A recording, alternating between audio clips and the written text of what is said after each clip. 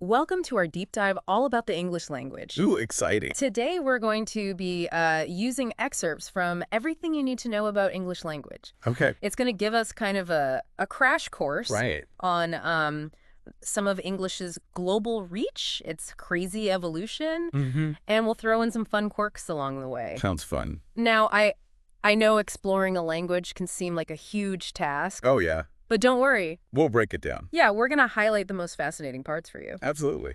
So we'll be looking at, surprising origins, key influences, and what makes English so unique. Right. You might be surprised to learn that English's journey is a lot more exciting than, say, just memorizing irregular verbs. It really is. It's a lot more interesting than people think, for sure. Yeah. People think it's just boring grammar rules, Yeah. but it's not. It's not. It's so much more. It's got this long history. Yeah. It's so dynamic. Yeah, exactly. So to get us started, why don't we take a trip back in time, Ooh, I like it. all the way back Okay. to the ancestor of English, a language called Proto-Indo-European. Okay.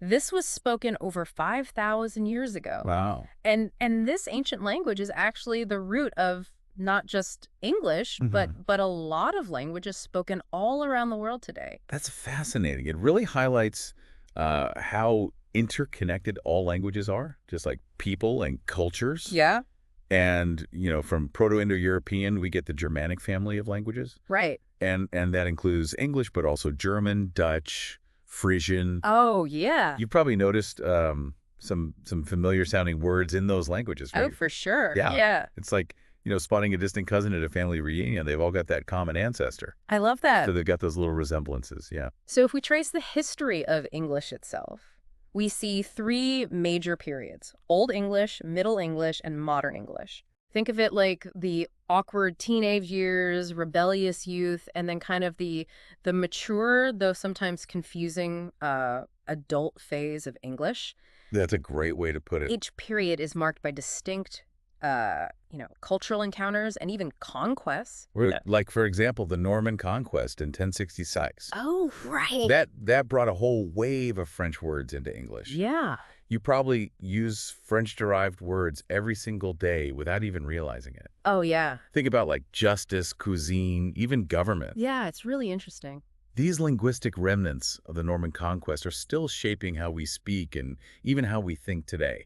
So basically, we can thank the Normans for making our vocabulary a bit fancier. A little bit, yeah, for sure. And speaking of vocabulary, our source, Everything You Need to Know About English Language, mentions that English has borrowed words from over 350 languages. Wow. That is quite a melting pot. I mean, where would we be without shampoo from Hindi or ketchup from Chinese? Oh, my goodness, right. And what's so fascinating here is, English has this long history of borrowing words from other languages, and that really reveals its adaptable nature. Yeah. It's like a linguistic sponge, Totally. absorbing influences from all over the world, and that has ultimately led to its unique identity. Right. Okay. So we've established English has quite the history Yeah. and a diverse vocabulary. Mm. Now let's talk about its structure. So modern English is surprisingly simple Mm. in its structure compared to its predecessors. Yeah. It has fewer inflections. Right. Those changes to the form of a word that indicate things like tense or number. Right. Think of it this way. English has become a master of efficiency. Yeah. With fewer inflections, word order becomes much more crucial to convey meaning. Yeah. That's why the dog bit the man tells a very different story than the man bit the dog. Oh, that's a great point. Right. Word order is like the roadmap, Yeah. guiding us through the meaning of a sentence. Exactly. But doesn't that simplicity, doesn't that also make English more prone to ambiguity? It can, yeah. Like, how do we ensure clarity Right. when the language itself is so flexible? That's a great question. You see, the flexibility of English, while it contributes to its dynamism, yeah, it does make it prone to ambiguity. But clarity comes from context, shared understanding, and even those grammar rules Right. that we sometimes find so frustrating. Oh, yeah.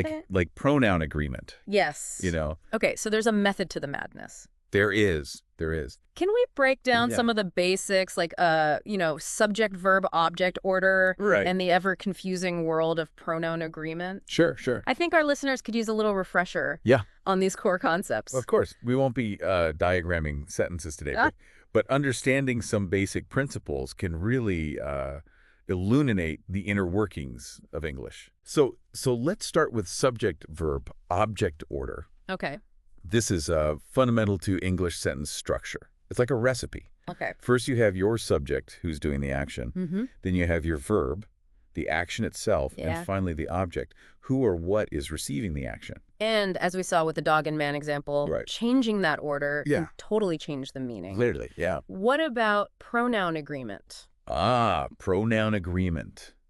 Think of it as a linguistic dance Okay. where pronouns and their antecedents need to be in sync. Okay.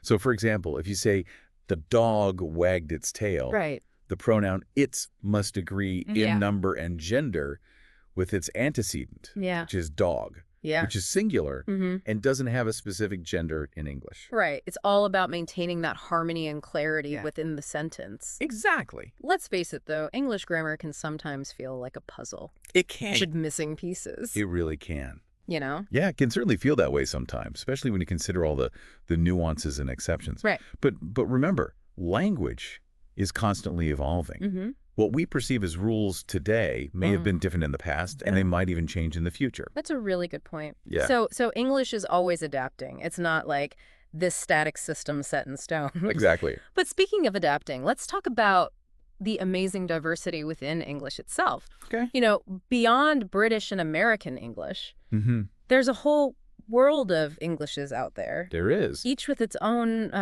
unique flavor. Yes, exactly.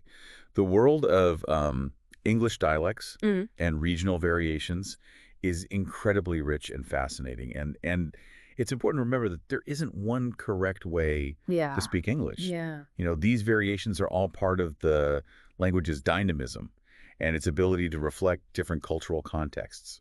I'm thinking about Australian English with its colorful slang and that distinctive, almost, sing-songy sound. Right, right. What other variations kind of stand out to you? Well, you mentioned Australian English, which is a great example. And then there's Canadian English, often described as a blend of British and American influences, Right. with a dash of French thrown in for good measure. Oh, nice. And within each of those countries, you have even more regional variations. Think about, the iconic Southern drawl in the U.S. Oh, yeah. or Cockney rhyming slang in England. It's amazing. That's so many Englishes. And each one kind of adds to the richness of the language as a whole. Yeah. But how do these variations develop? Right. What social and cultural factors lead to those unique expressions? That's a fascinating question, and there are several factors at play. Geography is a big one, of course. Isolation, migration patterns, even the physical environment can influence how a language evolves. Yeah. And then you've got social factors. Yeah.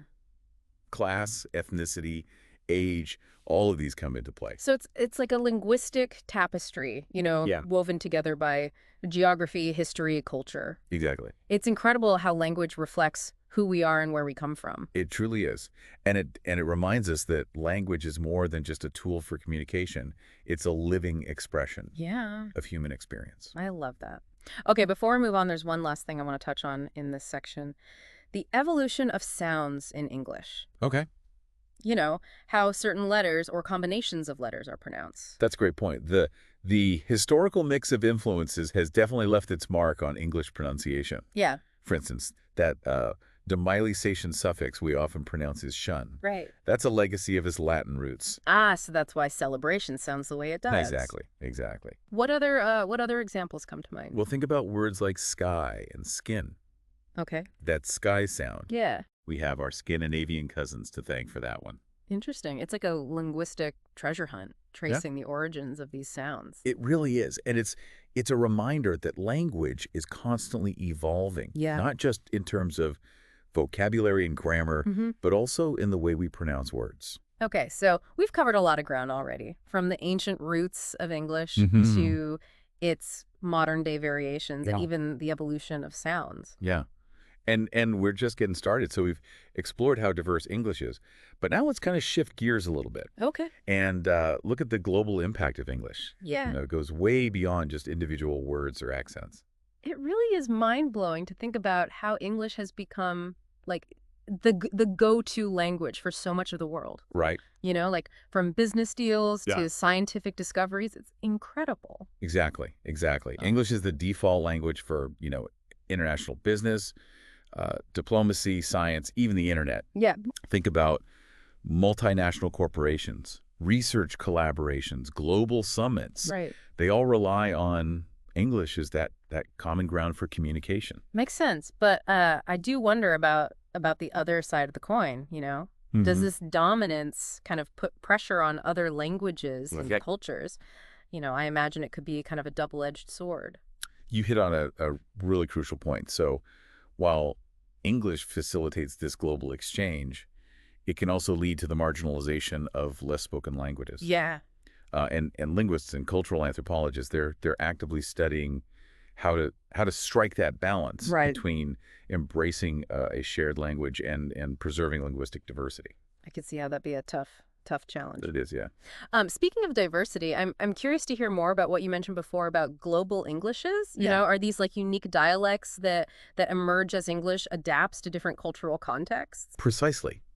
It's a fascinating phenomenon. So think about, the distinctive twang of Australian English. Yeah. The subtle blend of British and American influences in Canadian English. Right. Or even the vibrant slang and rhythm of Singlish in Singapore. The rise of Singlish is particularly interesting to me. It's Yeah. not just about slang. It's about forging a new identity through language, right? Mm-hmm. Blending English with elements of Chinese, Malay, and Tamil. Exactly. These Englishes are living proof of the language's flexibility and its ability to reflect the cultures that use it. Yeah. They demonstrate how language can be this, this powerful tool for building community and expressing cultural identity. That's really cool. Yeah. Makes me want to travel the world and experience all these different Englishes firsthand. All right. But before I book my plane ticket, let's shift gears for a bit and dive into one of my favorite aspects of English. Idioms. Okay. Those quirky expressions that make the language so colorful and sometimes downright baffling. Ah, yes, those delightful turns of phrase Yeah. that often leave non-native speakers scratching their heads. Right. For example, why do we say raining cats and dogs Yeah. when it's pouring outside? Or tell someone to break a leg Right. when we want them to do well, right? Exactly. It's like a secret code Yeah, that you need, like cultural knowledge to decipher. it is.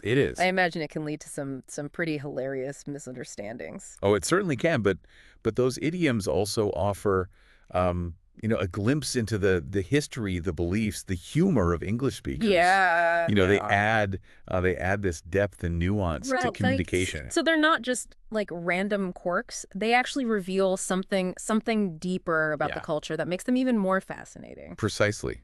Language is so much more than just, words and grammar rules. Yeah. It's a window into Yeah. the hearts and minds of the Yeah. people who use it.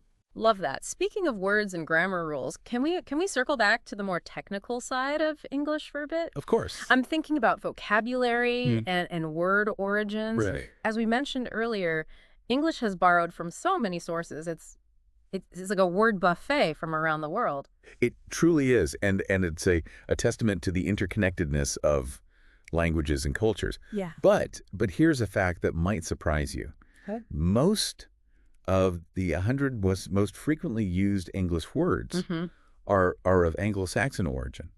Yeah. Think about it, the a and in, those humble words Yeah. form the backbone Yeah. of everyday communication. Wow, I never realized that. Yeah. So if the most common words are Anglo-Saxon, Yeah. where do all the fancy multisyllabic words come from? Well, many of them come from Latin and Greek, Okay. especially those used in scientific and academic fields. Right.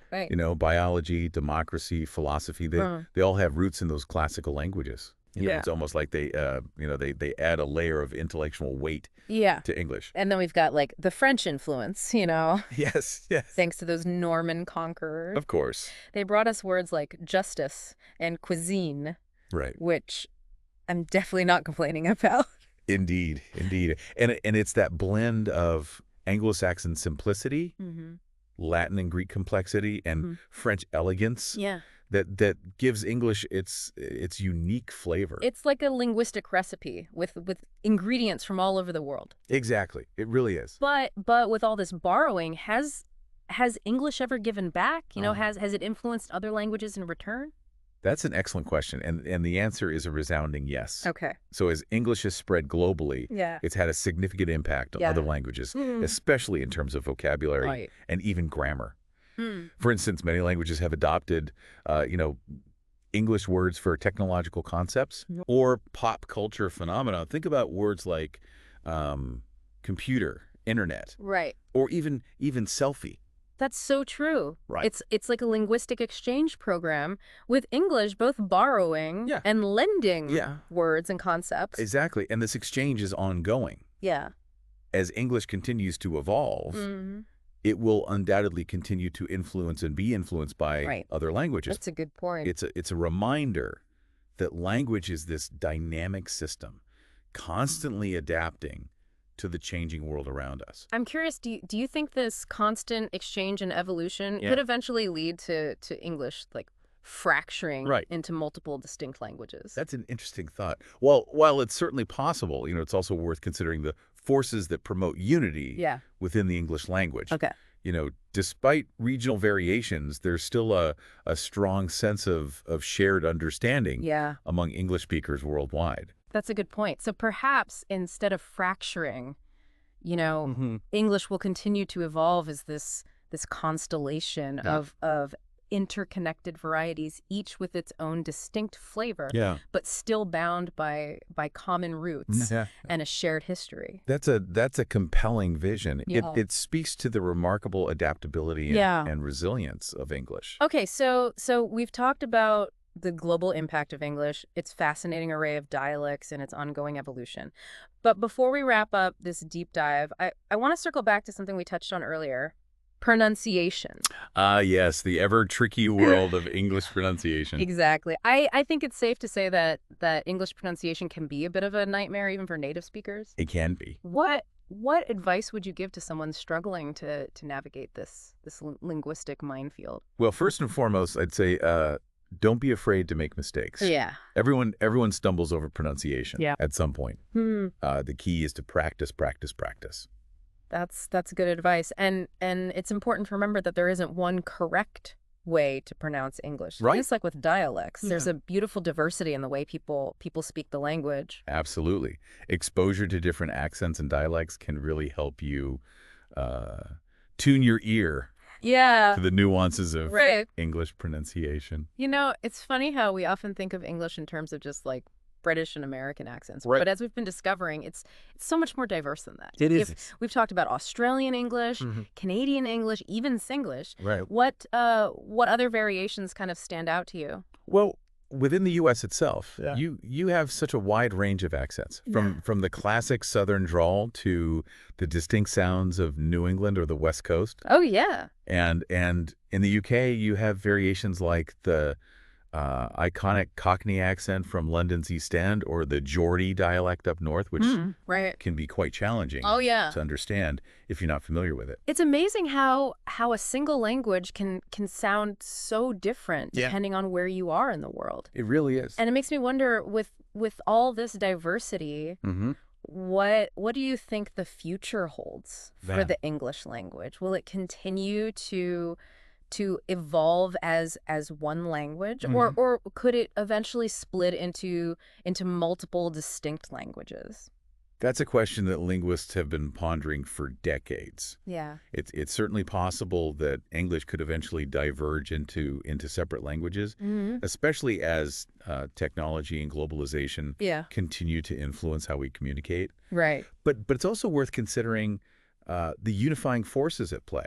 Like what? Well, for one, there's a vast body of shared literature, film, music, and other cultural products that help to maintain a sense of connection among English speakers worldwide. Yeah. And then you have the internet and social media, which, despite sometimes amplifying differences, also create opportunities for cross-cultural exchange. Right, yeah. And linguistic convergence. So perhaps instead of splintering into separate languages, Right.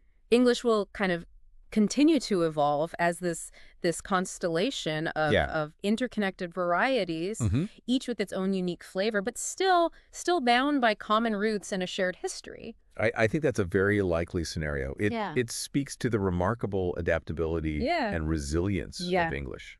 And who knows what fascinating new words, phrases, even grammatical structures might emerge as English continues to evolve. Indeed. Yeah. It's an exciting time to be studying and speaking English. And remember, as you continue to explore the language, don't just focus on the rules and technicalities. Right. Embrace the diversity, the creativity, and the sheer joy of communication. That's a perfect note to end on.